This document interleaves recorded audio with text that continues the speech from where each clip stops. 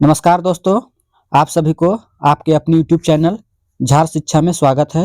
तो चलिए आज हम लोग झारखंड माध्यमिक आचार्य के लिए पॉलिटिकल थ्योरी के पार्ट 2 के अंतर्गत top 20 most expected question with detail explanation के साथ करते हैं। इससे पहले इसका वीडियो 1 आ चुका है, जो आप झारखंड माध्यमिक आचार्य के प्लेलिस्ट में जाके ये वीडियो देख सकते हैं, वो आपको चैनल में मिल जाएगा। उससे पहले एक जरूरी इंफॉर्मेशन, झार शिक्षा के द्वारा आपके आगामी एग्जाम को देखते हुए बहुत ही कंसाइज वे में सटीक तरीके से बुकलेट्स अलग अलग यूनिट के तैयार किए गए हैं, जिसको आप लेकर अपनी एग्जाम को प्रिपरेशन को गति प्रदान कर सकते हैं या अपने प्रिपरेशन को और बूस्ट कर सकते हैं। लगता है कि अगर तैयारी में किसी प्रकार की कमी रह गई हो तो झार शिक्षा की ओर से आप लोग को अपना एग्जाम लेवल चेक करने के लिए कि हम कितना पढ़ चुके हैं या हमें कितना याद है, उसके लिए 5 फुल लेंथ मॉक टेस्ट तैयार किया गया है विथ डिटेल एक्सप्लेनेशन के साथ। इसमें आपको 5 क्वेश्चन बुकलेट मिलेगा और 5 आंसर विथ डिटेल एक्सप्लेनेशन के साथ उसका एक अलग से बुकलेट दिया जाएगा, जिससे आप अपने परीक्षा के अनुरूप लेवल को जांच सकते हैं। तो चलिए हम लोग स्टार्ट करते हैं आज के पहले क्वेश्चन के साथ। हम लोग का पहला क्वेश्चन है, प्राकृतिक अधिकारों नेचुरल राइट्स के सिद्धांत को वैसाखियों पर टिकी बकवास कहकर किसने खारिज किया था? तो प्राकृतिक अधिकारों को सिद्धांत को वैसाखियों पर टिकी बकवास कहकर किसने खारिज किया था? तो यह जेरेमी बेंथम ने खारिज किया था। इसकी हम लोग व्याख्या देखते हैं। जेरेमी बेंथम कानूनी अधिकारों के समर्थक थे। उन्होंने फ्रांसीसी क्रांति और जॉन लॉक के प्राकृतिक अधिकारों के सिद्धांत की आलोचना करते हुए कहा कि राज्य और कानून के बिना अधिकारों का कोई अस्तित्व नहीं हो सकता। उनके अनुसार वास्तविक अधिकार केवल कानून द्वारा सृजित होते हैं। अगला प्रश्न है, जेएस मिल के स्वतंत्रता संबंधी विचारों में हानि का सिद्धांत का क्या अर्थ है? तो हानि का सिद्धांत का अर्थ है कि राज्य केवल तभी व्यक्ति की स्वतंत्रता में हस्तक्षेप कर सकता है जब उसके कार्य दूसरों को हानि पहुंचाए। इसकी व्याख्या देखते हैं। जेएस मिल ने अपनी पुस्तक ऑन लिबर्टी 1859 में कार्यों को 2 भागों में बांटा, स्व विषयक यानी सेल्फ रिगार्डिंग और पर विषयक अदर रिगार्डिंग। मिल के अनुसार राज्य केवल पर विषयक कार्यों में हस्तक्षेप कर सकता है यदि वे दूसरों को नुकसान पहुंचाते हैं। अगला प्रश्न है, राजनीतिक व्यवस्था यानी पॉलिटिकल सिस्टम की परिभाषा देते हुए किसने कहा कि यह मूल्यों का आधिकारिक आवंटन है? यह किसके द्वारा कहा गया है? यह डेविड स्टर्न के द्वारा कहा गया है। इसकी व्याख्या देखते हैं। डेविड स्टर्न ने राजनीति विज्ञान में व्यवस्था उपागम यानी सिस्टम अप्रोच को लोकप्रिय बनाया। उनके अनुसार राजनीति का मुख्य कार्य समाज के लिए संसाधनों, पुरस्कारों और दंडों यानी मूल्यों का ऐसा वितरण करना है जिससे समाज बाध्यकारी मानता है। अगला प्रश्न है, निम्नलिखित में से किसने न्याय यानी जस्टिस के संदर्भ में नीति और न्याय के बीच अंतर स्पष्ट किया? तो नीति और न्याय के बीच अंतर स्पष्ट किसके द्वारा किया गया? तो अंतर स्पष्ट किसके द्वारा किया गया? आप लोग इसका कमेंट बॉक्स पे आंसर जरूर कीजिएगा। चलिए इसका हम लोग आंसर देखते हैं। इसका आंसर क्या हो जाएगा? अमृत सेन के द्वारा यह किया गया। अमृत सेन ने अपनी पुस्तक द आइडिया ऑफ जस्टिस 2009 में प्राचीन भारतीय न्याय शास्त्र का हवाला देते हुए नीति यानी संस्थागत या प्रक्रियात्मक न्याय और न्याय वास्तविक सामाजिक परिणाम के बीच अंतर किया। उन्होंने रॉल्स के नीति प्रधान दृष्टिकोण की आलोचना की। अगला प्रश्न की ओर बढ़ते हैं।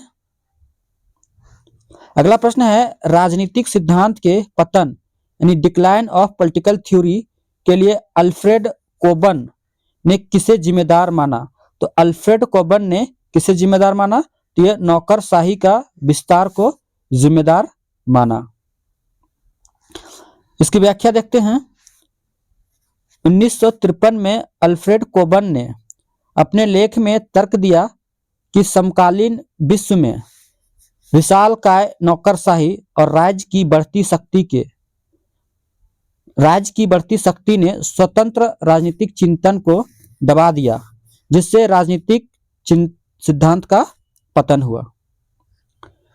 अगला प्रश्न है, बहुलवाद प्लुरलिज्म के अनुसार राज्य अन्य संघों से किस प्रकार भिन्न है? तो राज्य जो है वो अन्य संघों से किस प्रकार भिन्न है?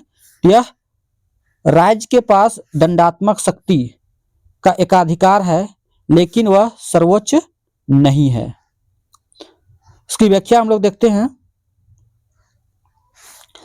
बहुलवादी जैसे लिंडसे बार्कर मानते हैं कि यद्यपि राज्य के पास कानून लागू करने की शक्ति है, लेकिन वह समाज के अन्य संघों जैसे परिवार, चर्च, ट्रेड यूनियन से स्वभाव में श्रेष्ठ नहीं है, क्योंकि वे संघ भी अपनी उपयोगिता स्वयं सिद्ध करते हैं।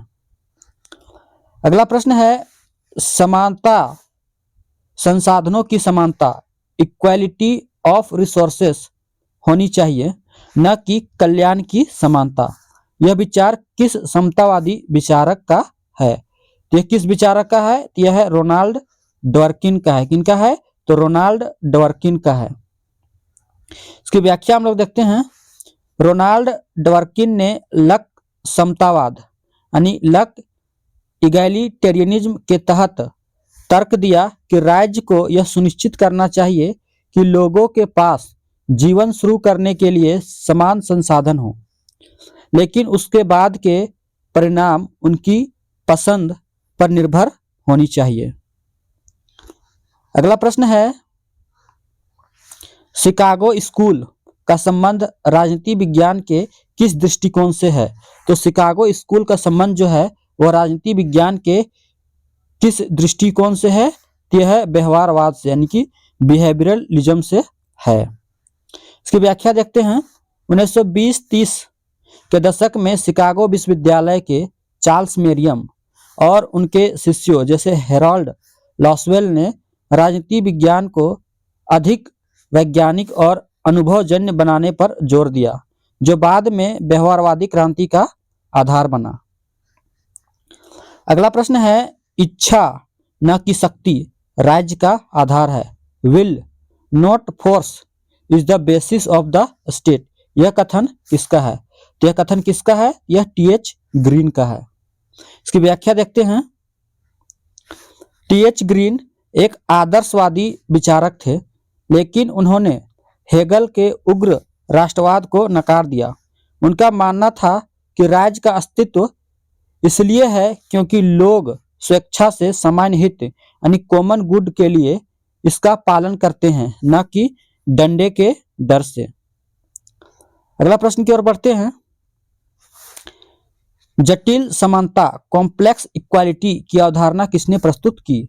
तो कॉम्प्लेक्स इक्वालिटी की अवधारणा जो है ये किसके द्वारा प्रस्तुत की गई? यह माइकल वाल्जर के द्वारा प्रस्तुत की गई। किसके द्वारा? तो माइकल वाल्जर के द्वारा। इसकी व्याख्या देखते हैं। माइकल वाल्जर ने अपनी पुस्तक स्पेयर्स ऑफ जस्टिस 1983 में तर्क दिया कि न्याय के नियम हर क्षेत्र जैसे बाजार, राजनीति, शिक्षा में अलग अलग होने चाहिए। जटिल समानता का अर्थ है कि एक क्षेत्र की सफलता जैसे धन को दूसरे क्षेत्र जैसे राजनीतिक शक्ति पर हावी नहीं होना चाहिए। अगला प्रश्न है, संप्रभुता के एकलवादी यानी मोनिस्टिक सिद्धांत का सर्वश्रेष्ठ प्रतिपादक किसे माना जाता है, जिसने कहा कि कानून संप्रभु का आदेश है? तो कानून संप्रभु का आदेश है। यह सर्वश्रेष्ठ प्रतिपादक किसे माना जाता है? तो इसका सर्वश्रेष्ठ प्रतिपादक जॉन ऑस्टिन को माना जाता है। इसकी व्याख्या हम लोग देखते हैं। जॉन ऑस्टिन ने अपनी पुस्तक लेक्चर्स ऑन जूरिस्प्रूडेंस 1832 में संप्रभुता का कानूनी सिद्धांत दिया। उन्होंने कहा कि संप्रभुता निश्चित, अविभाज्य और निरंकुश होती है और कानून इसी संप्रभु का आदेश यानी कि कमांड है। अगला प्रश्न है, व्यवहारवाद के विरुद्ध तथ्य मूल्य द्वैतवाद, फैक्ट वैल्यू एंड डाइकोटोमी की आलोचना किसने की और कहा कि राजनीतिक दर्शन को मूल्यों से अलग नहीं किया जा सकता। तो किसके द्वारा कहा गया? यह लियो स्ट्रॉस के द्वारा कहा गया। इसमें हम लोग व्याख्या देखते हैं इसकी। लियो स्ट्रॉस एक प्रमुख मानकीय यानी नॉर्मेटिव विचारक थे। उन्होंने व्यवहारवाद की कड़ी आलोचना की और कहा कि राजनीति विज्ञान को मूल्य निरपेक्ष बनाने का प्रयास इसे महत्वहीन बना देता है। उनका मानना था कि राजनीति का उद्देश्य अच्छे जीवन की खोज है। अगला प्रश्न है, प्रक्रियात्मक न्याय यानी प्रोसीजरल जस्टिस का मुख्य तर्क क्या है? तो प्रक्रियात्मक न्याय का मुख्य तर्क क्या है? इसका मुख्य तर्क है, यदि नियमों का पालन सही तरीके से हुआ है तो परिणाम स्वतः ही न्यायपूर्ण होगा, चाहे वह असमान ही क्यों न हो। इसकी व्याख्या हम लोग देखते हैं। F.A. हेयक और रॉबर्ट नॉजिक जैसे विचारक प्रक्रियात्मक न्याय के समर्थक हैं। वे मानते हैं कि न्याय यानी खेल के नियमों की निष्पक्षता में है, न कि खेल के अंतिम स्कोर दैट मीन्स परिणाम में। अगला प्रश्न है, राज्य का कार्य व्यक्ति के जीवन में आने वाली बाधाओं को बाधित करना है। यह विचार किस प्रकार की स्वतंत्रता से संबंधित है? यह विचार जो है ये किस प्रकार की स्वतंत्रता से संबंधित है? यह विचार जो है सकारात्मक स्वतंत्रता से संबंधित है। इसकी व्याख्या हम लोग देखते हैं। यह विचार T.H. ग्रीन का है। सकारात्मक स्वतंत्रता का अर्थ केवल बंधनों का अभाव नहीं है, बल्कि ऐसी परिस्थितियों का निर्माण करना है जिसमें व्यक्ति अपना नैतिक और मानसिक विकास कर सके। राज्य अशिक्षा और गरीबी जैसी बाधाओं को हटाता है। अगला प्रश्न है, उत्तर व्यवहारवाद में रचनात्मक सिद्धांत यानी क्रिएटिव थ्योरी के निर्माण पर जोर क्यों दिया गया? तो क्रिएटिव थ्योरी के निर्माण पर जोर क्यों दिया गया? ताकि सामाजिक परिवर्तन और समस्याओं के समाधान के लिए नए मूल्य आधारित मॉडल बनाए जा सके। इसकी हम लोग व्याख्या देखते हैं। उत्तर व्यवहारवाद ने केवल यथास्थिति के अध्ययन का विरोध किया और मांग की कि सिद्धांतकारों को समाज सुधार और परिवर्तन के लिए नए और रचनात्मक विचारों के साथ आगे आना चाहिए। अगला प्रश्न है, निम्नलिखित में से कौन सा विचार अधिकारों के 3 पीढ़ियों यानी 3 जनरेशंस ऑफ राइट्स में तृतीय पीढ़ी का अधिकार माना जाता है? तो यह माना जाता है सामूहिक और एकजुटता के अधिकार, जैसे विकास और पर्यावरण का अधिकार। हम लोग व्याख्या देखते हैं। मानवाधिकार का यह वर्गीकरण कारेल वसाक ने किया था। पहली पीढ़ी में स्वतंत्रता, दूसरी पीढ़ी में समानता और तीसरी पीढ़ी में बंधुत्व और एकजुटता पर केंद्रित है, जिसमें स्वच्छ पर्यावरण और विकास जैसे सामूहिक अधिकार आते हैं। अगला प्रश्न है, मनुष्य स्वतंत्र जन्म लेता है लेकिन वह सर्वत्र जंजीरों में जकड़ा हुआ है। यह कथन रूसो ने अपनी किस पुस्तक में लिखा? यह किस पुस्तक में लिखा है? यह द सोशल कॉन्ट्रैक्ट में लिखा है। इसकी हम लोग व्याख्या देखते हैं। 1762 में प्रकाशित द सोशल कॉन्ट्रैक्ट की शुरुआत इसी प्रसिद्ध पंक्ति से होती है। रूसो का उद्देश्य यह बताना था कि प्राकृतिक स्वतंत्रता खो चुकी है, लेकिन सामान्य इच्छा यानी जनरल विल के माध्यम से नागरिक स्वतंत्रता प्राप्त की जा सकती है। अगला प्रश्न है, किसने राजनीति विज्ञान को इतिहास का फल यानी फ्रूट ऑफ हिस्ट्री और इतिहास को राजनीति विज्ञान की जड़ यानी रूट ऑफ पॉलिटिकल साइंस कहा है? तो किसके द्वारा कहा गया है? यह सीले के द्वारा कहा गया है। इसकी हम लोग व्याख्या देखते हैं। जॉन सीले ने राजनीति विज्ञान और इतिहास के बीच घनिष्ठ संबंध पर जोर दिया। उनके अनुसार बिना इतिहास के राजनीति विज्ञान आधारहीन है और बिना राजनीति के इतिहास का कोई फल यानी परिणाम नहीं है। अगला प्रश्न है, संपत्ति की चोरी, प्रॉपर्टी इज थेफ्ट, यह कथन किस विचारक का है? तो यह कथन किस विचारक का है? यह पियरे जोसेफ प्राउडोन का है। किसका है? तो पियरे जोसेफ प्राउडोन का है। इसकी व्याख्या देखते हैं। प्राउडोन एक अराजकतावादी विचारक थे। उन्होंने अपनी पुस्तक व्हाट इज प्रॉपर्टी में तर्क दिया कि बिना श्रम के अर्जित की गई संपत्ति, विशेषकर जमींदारी और पूंजीवादी स्वामित्व, चोरी के समान है, क्योंकि यह दूसरों के श्रम का शोषण है। और इस वीडियो का ये लास्ट प्रश्न है। मानकीय राजनीतिक सिद्धांत यानी नॉर्मेटिव पॉलिटिकल थ्योरी के पुनरुत्थान का श्रेय 1970 में किस मुख्य कृति को जाता है? उससे पहले आप लोग के लिए एक बहुत ही इंपॉर्टेंट इंफॉर्मेशन ये है कि झार शिक्षा के द्वारा आप लोग के एग्जाम को देखते हुए 5 फुल लेंथ मॉक टेस्ट तैयार किया गया है, जिसमें से आपको 5 अलग से क्वेश्चन बुकलेट मिलेगा और उसका डिटेल एक्सप्लेनेशन के साथ आपको 5 अलग से उसका बुकलेट मिलेगा, जिसका अभी जो प्राइस है वो न्यू ईयर सेल में, वैसे तो इसका प्राइस 299 है, बट अभी 50% इसमें ऑफ के साथ ये आपको अभी 149 का ये मिल जाएगा। जिनको भी लेना हो वो हमारे नंबर 8271113645 पर आप हमें कॉल कर सकते हैं और ये बुकलेट प्राप्त कर सकते हैं और अपना एग्जाम का प्रिपरेशन है उसको आप लोग जांच सकते हैं कि हमारा जो प्रिपरेशन है वो कितना लेवल तक पहुंच गया है या कितना तैयारी हो चुका है। वैसे इस क्वेश्चन का आंसर क्या हो जाएगा? तो मानकीय राजनीतिक सिद्धांत नॉर्मेटिव पॉलिटिकल थ्योरी के पुनरुत्थान का श्रेय 1970 के दशक में किस कृति को जाता है? यह जॉन रॉल्स की अ थ्योरी ऑफ जस्टिस को जाता है। इसका एक्सप्लेनेशन देखते हैं हम लोग।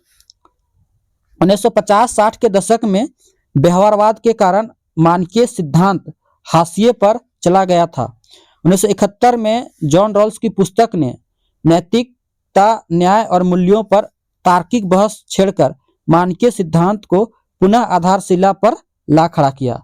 और अगर लगता है कि आप लोग को परीक्षा में किसी प्रकार का तैयारी में कमी रह गई है तो उसको भी ध्यान में रखते हुए झार शिक्षा के द्वारा सभी यूनिट्स के लिए अलग अलग बुकलेट तैयार किया गया है और इसमें भी आपको 50% का अभी न्यू ईयर सेल चल रहा है, तो आपको सभी बुकलेट्स पर अभी 50% का डिस्काउंट मिल जाएगा। तो इसके लिए भी आप लोग हमें कॉल कर सकते हैं या व्हाट्सएप कर सकते हैं। आपको बुकलेट PDF के फॉर्म में व्हाट्सएप पर मिल जाएगा। वीडियो अच्छी लगी तो आप लोग इस वीडियो को लाइक कीजिएगा, अपने दोस्तों के साथ शेयर कीजिए और जो लोग भी इस चैनल में नए हैं वो इस चैनल को जरूर सब्सक्राइब करें। हमारा यूट्यूब चैनल है @झार शिक्षा। और अगर आप लोग को इस वीडियो का PDF चाहिए तो आप हमारे फ्री टेलीग्राम ग्रुप @झार शिक्षा 8271 से आप लोग ज्वाइन होके इस वीडियो लेक्चर का आप लोग फ्री PDF प्राप्त कर सकते हैं, जो कि सभी के लिए बिल्कुल फ्री ऑफ कॉस्ट है, उस पर किसी भी प्रकार का चार्जेस नहीं है। वीडियो देखने के लिए आप सभी को धन्यवाद। जय हिंद, जय भारत, जय झारखंड, जय जोहार।